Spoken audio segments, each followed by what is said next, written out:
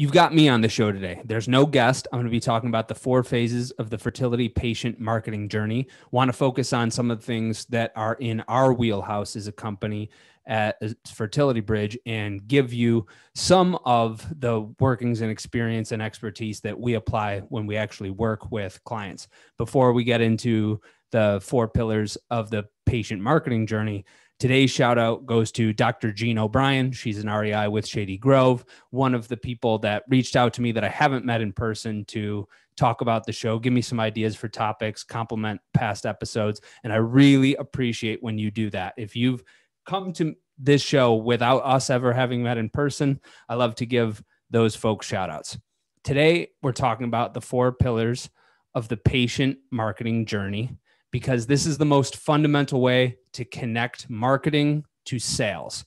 Whenever you're viewing marketing as an expense, or whenever it's not bringing in the return that you want to, it's because it's not completely connected to sales. We just wrapped up the Super Bowl. How many crappy ass commercials did you watch that aren't doing anything to drive sales, that are spending millions and millions of dollars on creative and distribution? We don't have the luxury to do that in our field. And I always felt on the hook for sales, even when I was only working on a particular marketing channel. Even back when I sold radio ads, back when I did social media just for local businesses, even back when I was just doing social media for fertility centers, I always felt on the hook for sales. And so I wanted to build a system to extend it, which is why I chose this vertical. So today we're going to be talking about how these things connect. And the reason why there's 4 phases is to take something that's really complex and to at least present it simple. You have a challenge, just like I do, of err too far on the side of clarity, and you risk accountability because you make it too simple and it's not accountable. Or if you err too far on the side of thoroughness, you confuse the hell out of people and it isn't easy to understand. And whenever I mess up, it's usually on that end. So the 4 phases allows us to zoom out and look at how each phase walks in from marketing to sales, and then zoom in on the particular pillars when we need to fix them, when we need to measure them, and when we need to improve them and be accountable for them. The first phase of the patient marketing journey is strangers to leads.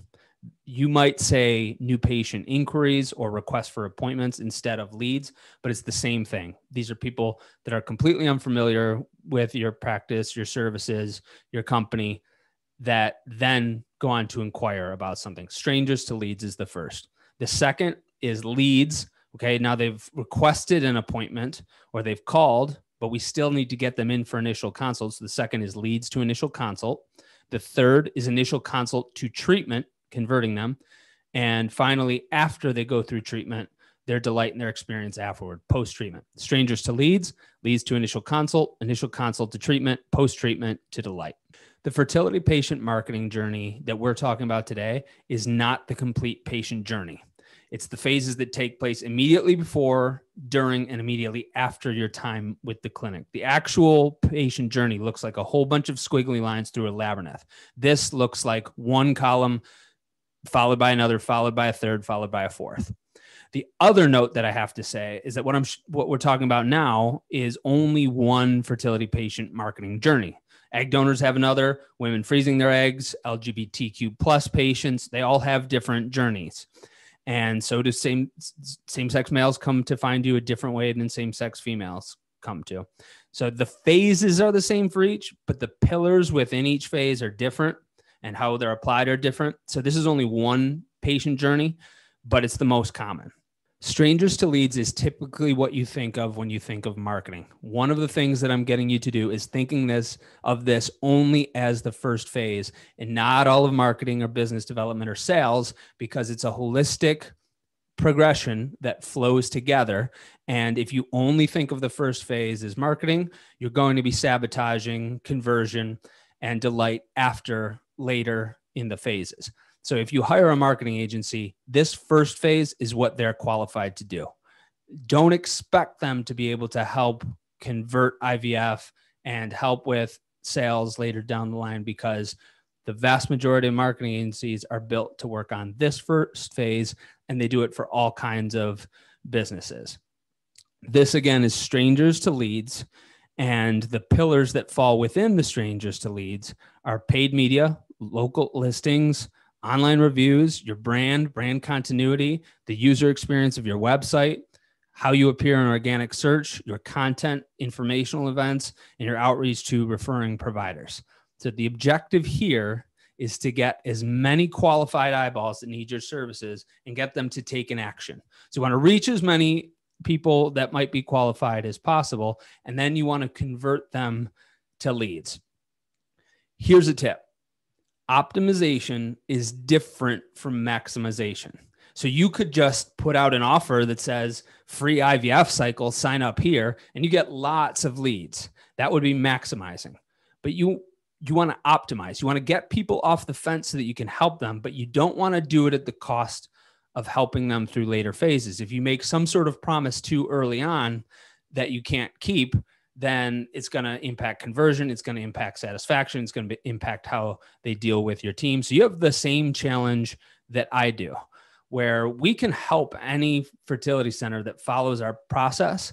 But if I focus too much on the end prize, which is more profit, more revenue, higher volumes, and just a happier experience, if I focus too much on that, then it's like, okay, go ahead and do it. And I take people's eye off of their role in the process, and they don't fully understand their role in the process. So you get into it, and then they think, well, where's the magic? And then there's buyer's remorse and dissatisfaction. And the same is true for you when you're setting the expectation of what's going to happen at the end of this. The goal is a live birth. The goal is a happy baby.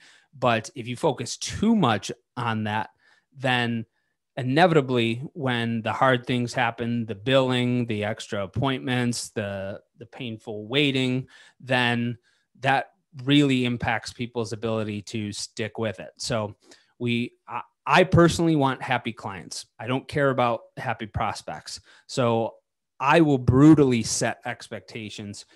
But if I err too far on that side, I might discourage them and they lose sight of the prize. So when I err, it's always on that side. I don't want you to err too far on that side, but I also want you to optimize so that we are optimizing and not maximizing. In your mind, you're thinking, we've got great success rates now. The field has advanced so much. Women under 35, they do at least 3 cycles and they have a good prognosis. They've got an 80% chance of having a baby. But just think about that from the patient's perspective for a second, who isn't comparing our success rates as a field compared to what they were a decade or two ago. They're comparing it to what they want to get out of it, which is a baby.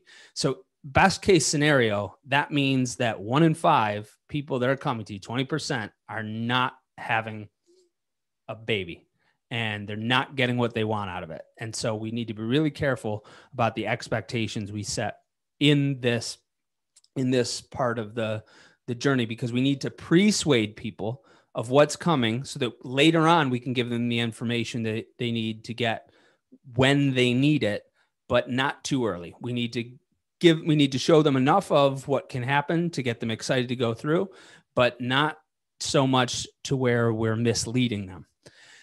That brings us to leads to initial consults. So you can get all kinds of people to call your office and to submit a contact form, but they actually have to come in for the consult if we're going to be able to help them. And there's a gap that happens there. It happens in your call center. It happens in the lead nurturing phase. It happens with your process for cancellation. It happens with referral source attribution.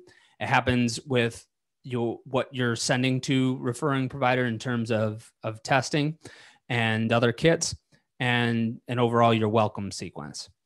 The tip here is that if you want more new patients, before you go spending more money on advertising, start here. You can do both at the same time, but make sure that you've really dialed into this second phase, because in your inbound messages, in your form submissions and phone calls is the lowest hanging fruit, and there's always problems there. So when we help with call center, for example, we see that 1 out of new one patient schedules for every 5 could be. That's the baseline. So one new patient schedules for all of the 5 calls that could have scheduled qualified leads, not total calls, not unique calls. Qualified leads is 1 to 5. That's really low. We've got a serious customer relationship management software problem in our field, CRMs. We don't have any that really integrate with EMRs. There are people that do patchwork. We help with some of that patchwork, but we're losing 25% of the online leads that would be consults. So you have to be careful in how you're following up with people and answering new inquiries, because if you do it incorrectly, you will be pushy and it will turn people off. And if you do it right, it's helpful. So that there is a right and wrong way of doing this, but assessing this phase 2 is what's going to help you bring in the most new patients the most quickly. The pro tip is if you can greatly reduce cancellation rates when the appointment is set, that's even more effective than the follow-up. Okay, so now we're leaving the first 2 phases and we're going to the latter 2 phases of the 4 phases of the patient journey. We are leaving the land of marketing, entering the land of sales. It's not a cliff that we're jumping off of. It's a transition. And so this is what we have to pay attention to. The first half of the journey is all about persuasion, because timing is everything with fertility patients. They're getting too much information from you typically. They can't digest it very often. And so we want to persuade people, educate them ahead of time, be as helpful as possible of what they're going to find out without telling them what it is before we can properly disclose that to them. Then we need to be able to tell them what they need to know, when they need to know it, that we're going to follow up, and then follow up. Persuasion and education, then the time of delivering knowledge that is what they need to know, when they need to know it, then follow up. And I'll give you an example that illustrates this perfectly. This isn't the only example, but it's one that you all know well. And this might give you some more insight as to why it's such a problem. All the darn time, people are calling and saying, how much does IVF cost? You give them an answer like $12,000, $13,000 plus meds. They say, thank you. They hang up. They call another center. They delay their treatment, sometimes by months, sometimes by years. And they might not ever come back to you at all. This is almost always negative for them. It's not good for you. It's not good for anybody. And we've also set an incorrect expectation in their mind, because we had to fill that vacuum and answer a question that we actually can't answer. This person might need multiple cycles. They might need donor gametes, and we just quoted them $12,000. Yeah, right. Then they're saying, I ended up spending 80 grand at that point. I ended up spending 90 grand. They told me it was going to be $12,000. They bait and switched me. Or we just totally got rid of someone that may have just needed timed intercourse. A receptionist can't answer this on the phone. The price of an IVF cycle has nothing to do with how much it's actually going to cost an individual. And we don't know that from a phone call. So the right answer here, and how we're moving from the earlier phases to the latter phases, connecting marketing to sales, is the explanation of the process of how we're going to get them the right answer. We don't tell them how much IVF costs. We tell them how we're going to find out exactly how much their treatment is going to cost, how we're going to help them find out how they're going to pay for it. You're preparing and educating in the earlier phases so that you can deliver the time, so that they don't freeze, so that they can move on, and then later you can follow up. Okay, now we're in the third phase of the patient marketing journey. This is initial consult to treatment. They've come in for that first visit, but you can't pay your staff off of initial consults, and you also can't get most people a baby from initial consults. If we don't move people onto treatment, we can't truly help them. You can't run a practice. So we need to be able to do that. I'm not a clinician, so I can't tell you who qualifies for IVF and who doesn't. I know that the specialists in the field sometimes vary very greatly on their opinions of who that should be. But what I can tell you from doing this for 7 years is that many people feel that they're pushed into IVF. And at the same time, many people feel their time was wasted by not being directed to IVF sooner. So our messaging and what we include in our pre-education is really important. If IVF isn't right for someone, for a host of reasons, they should absolutely not move forward with it, as long as it wasn't because we weren't helpful or we weren't clear. In order to effectively help patients move from consult to treatment, this is where post-consult follow-up is king. Treatment plan materials are extremely important. Financial counseling, how you impact your cancellation rate and drop off from here. Patient support networks, and then getting real-time feedback from patients. Pro tip, follow up with patients after their initial consult and follow-up visits. Follow-up is huge. And I know that a lot of people feel reluctant to do follow-up. It is a huge difference maker. Don't be afraid to follow up, but be afraid to follow up in the wrong way. Again, you can't be pushy here. It has to be a helpful follow-up, and it has to come at the right time with the right message. If you need help with that, just let us know. The fourth phase is post-treatment. It's what happens after you've successfully gotten someone from being a total stranger to take an action that leads them to your office, to then convert them to treatment. You've done all of that right. Now, what happens to make them very happy, that makes you feel really good, that makes your staff feel really good, that gives inspiration to other prospective patients in a realistic way, that gets them to stick with the process and create a virtuous cycle. If you're looking at the 4 phases of the patient journey on your phone because you're on our website or you're reading the article that I wrote about this, then it looks linear. But imagine that you print out and you've got a piece of paper that you bend into a cylinder. The 4th phase of the patient journey now precedes the first forever. It's a continuous cycle. And almost every REI practice owner says they want treatment-ready patients. Sometimes you say IVF patients. Sometimes you say qualified patients. Well, as you can see from the 4 phases of the journey, it's what we do that qualifies them or not. But indeed, some patients are more prone to move through the journey faster than others. And many of those people are those who've heard about the ups and downs from a friend that they saw, oh, my former coworker or friend from college or a cousin that I don't talk to all that often went through the same problem that I'm going through now, went and saw this specialist and was really happy about it. Those are the people that move through the most quickly. So my pro tip here is especially to those people who are so slammed in the first 3 phases. Many fertility centers right now don't need for new patients, and some don't even need for more IVF. Their labs at capacity. So if you're one of those folks, especially if you're in these larger coastal cities where this tends to be the first to happen, every provider's maxed, the lab is maxed. If that's the case, if you already have more new patients than you know what to do with and the lab's at capacity, then spend almost all of your marketing efforts. Stop doing the lead acquisition, stop doing most of the things in the early, if it's like spending money and a particular initiative. I'm not saying don't do it, because you need those earlier things, as we talked about, to pre-suade and pre-educate patients so that you convert them. Don't stop doing them. But if you have particular initiatives toward them, if you're dropping a lot of money, for example, on advertising, change that and focus almost all of your marketing efforts on building your group of patients, the cohort that you serve each year, into a community. Happy patients that engage with each other, that recommend you ad infinitum. If they're not engaging on social media, you don't have a community. So when they send their friends to you, you will keep the virtuous cycle of this patient journey on repeat. But if you don't have a community that you can easily see evidenced online, then you don't really have that community to the extent that it could be.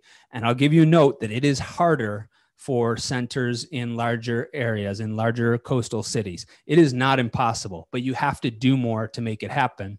Where a lot of times with small centers in the Midwest, for example, I can look and I can say, we're going to start that fire in 2 months' time. That's often not the case for larger centers in large coastal cities, but it's still possible. You just have to do more to actually build that for those folks. These are the 4 phases of the patient marketing journey. It's marketing to sales.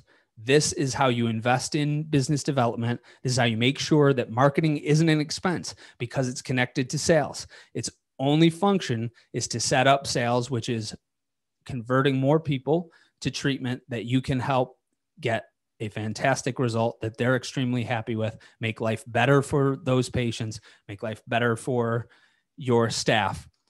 And following these journeys and the pillars that fall and under each 4 of them is how you are able to return that investment so you can further invest in your business. It's a virtuous cycle. You're either in the virtuous cycle or you're out of it, and it's a vicious cycle.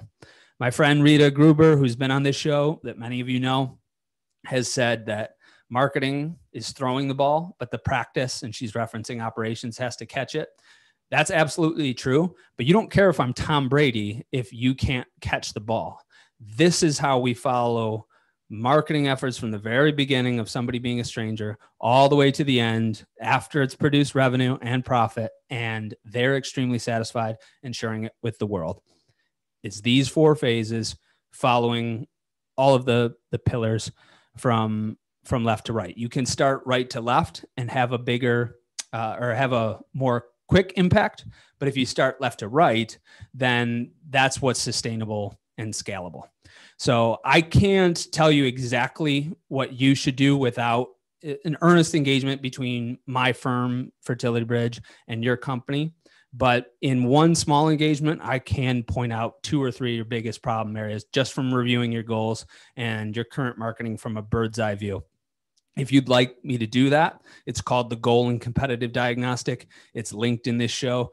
It's linked in the blog post, and you can click through and get started because it's only $600, and we lay out the framework of everything I just told you about in these 4 phases of the patient marketing journey.